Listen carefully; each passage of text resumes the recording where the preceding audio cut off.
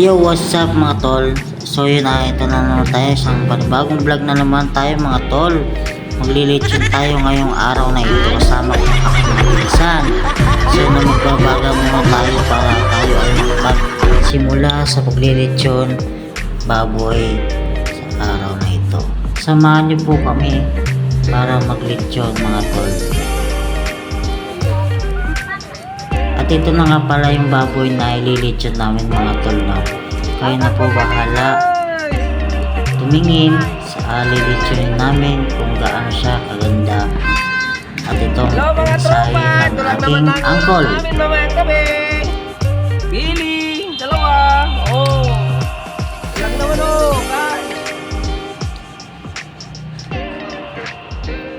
At yun na nga, isasalang na nga pala yung baboy na ninarinit ng aking uncle. Isasalang na namin para ilagay na, ayan, yan na nga mga tol, no? Inilagay na ng uncle ko sa nilagay naming baga kanina at pinaikot-ikot ko nga pala, no? Ayan, nilapit ko nga yung camera ko. Ayan, pinaikot-ikot ko na, mikos-mikos na, minikos-mikos ko nga.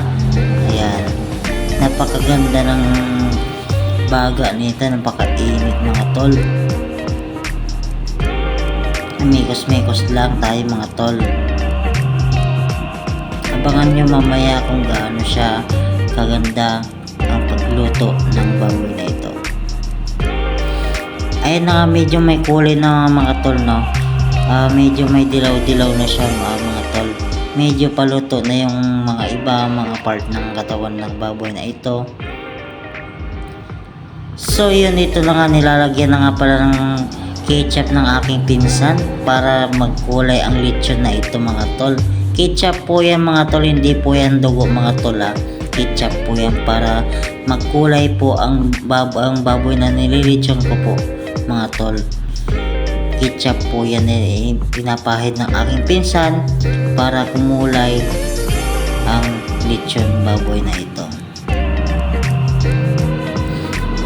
So yung medyo magandang kulay na nga mga tol, no? Medyo paluto na nga pala siya. So yun, napakasarap naman pala tong lechong baboy na ito. Swabing-swabe, napakalutong pa talaga mga tol. Grabe. Ayan, pinapay-pay-pay-pay pa ang aking pinsan. At yun na nga, kulay pula na ang baboy na nililechon ko mga tol. Kulay pula na siya. Mapapansin nyo, napakasarap mga tol. Napakasarap, malinamnam talaga. Kung pwede lang kamayin. At ito na nga, pagdating ng gabi, may mantika na pala siya. Patulo na rin siya ng mantika mga tol, na napakagandang pagmasdan ang lechon na ito. Grabe.